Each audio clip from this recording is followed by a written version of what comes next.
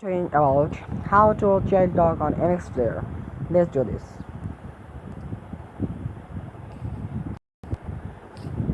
Then play any video, and I'm playing this.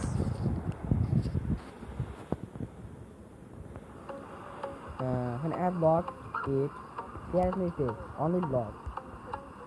When the child touch on this, and then it will be unlocked.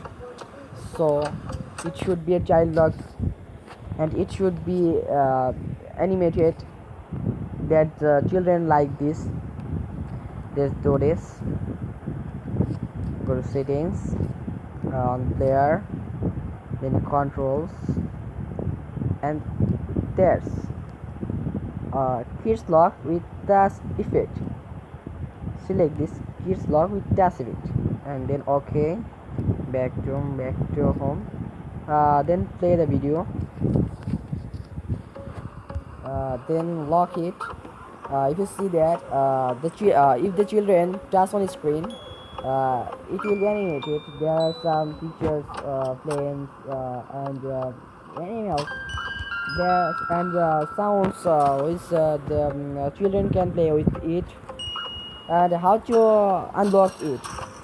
Then click the corner of the screen clockwise, like this.